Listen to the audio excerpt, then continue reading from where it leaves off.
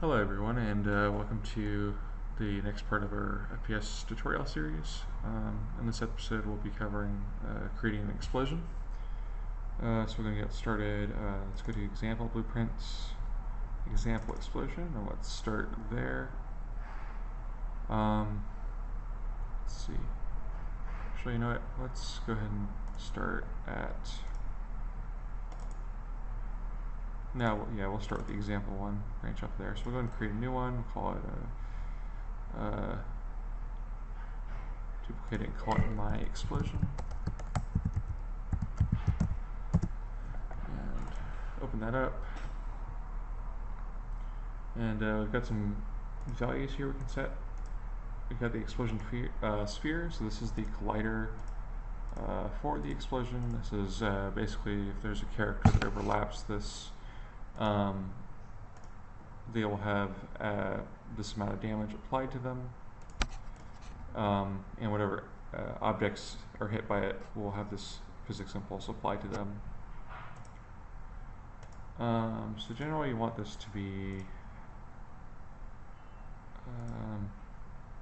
oh yeah, so you want the collision preset to be explosion, and that's pretty much I think all we need to do here. Minimum size, maximum size, so this is the smallest size the explosion is at the start, and then this is the maximum size it can get, and then this is the expansion rate, so you know, how large, how fast the explosion expands to the max. Physics impulse and blast damage, those are fairly self-explanatory. This is the damage applied to players. The explosion effect is the particle effect for the explosion, because the sphere itself will not actually be visible. So you'll want like a particle or system or something to kind of mask that. Explosion sound, this is the sound of the explosion. We'll just use the starter content explosion key for that. This explosion effect is also found in the starter content. And then volume multiplier, you know, if you want the explosion to be louder or softer, you can use that as a little shortcut. I usually like to leave it at like 3 roughly. Gonna save our explosion. We can do a couple things with that. I'm actually going to, let's see. I'll leave it, I'll show you. We can go to our projectile that we created earlier, and we can go to impact, and we can check, do destroy an impact and check as explosive, and then we'll use our explosion that we just created there. Oh no, oopsies. Load that back up.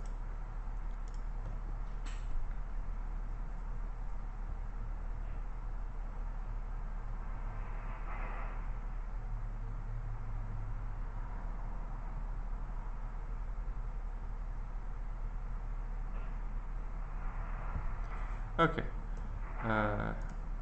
sure. Let's do that so we don't do that again. Okay, so, yeah, don't do that. Okay, it's saved. So, we'll again hit play, hop in, and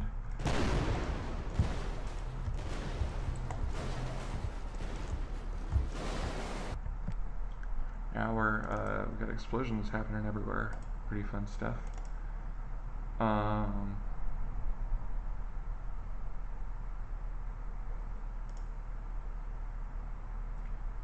Where I'm hearing this collapse sound. Oh, yeah, that's right. Oh, we'll leave it. We'll actually go ahead and just leave it there for continuity purposes. But yeah, if we go to the explosion, we can set this to like 10, and it'll be much louder.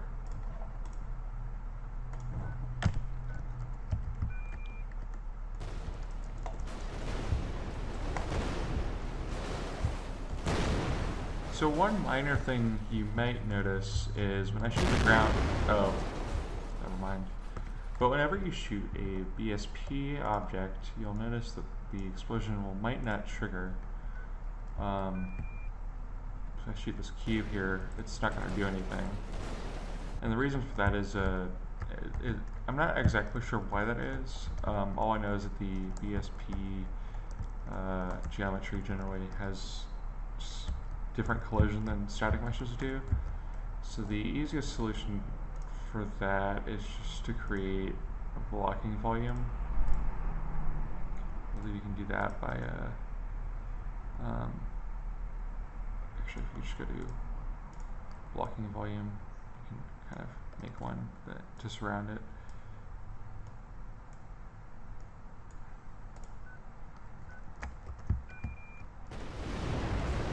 There you go. So that's the easiest solution around that if you're using BSP geometry. So we'll go and play around with a few more things and we'll wrap it up.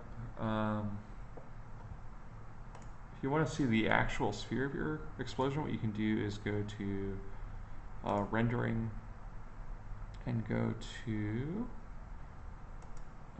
uncheck hidden in game. And I think that should do it, and then hit play. That should show up here.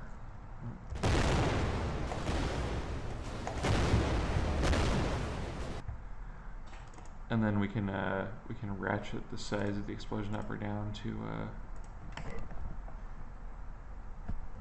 can have it start really small, have it go really big, and then we'll slow down the expansion rate to like 10, and compile and save. Just to show you what that will look like.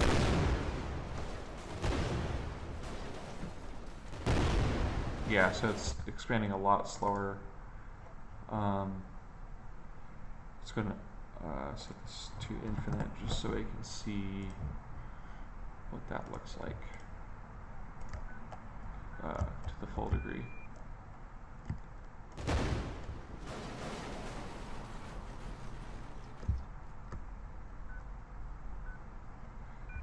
And I just got blasted into oblivion. So one thing you'll notice is that particle effect will stay the same, so you'll need to actually manually adjust your particle system to account for that.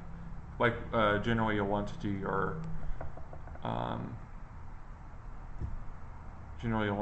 explosion first and then make a particle after you figured out the size and all that stuff. As with the default explosion, it works best with the default settings I have here. That'll provide a good mask approximation. So that'll do it for this episode. In the next episode we'll go ahead and cover creating grenades, and then we're pretty close to approaching the end here. I think we'll have next episode, and then we'll have 2 more after that. We'll have one where we cover different game modes, and then a final one where we'll go ahead and package all this up. Thanks for watching, and I'll see you guys again soon.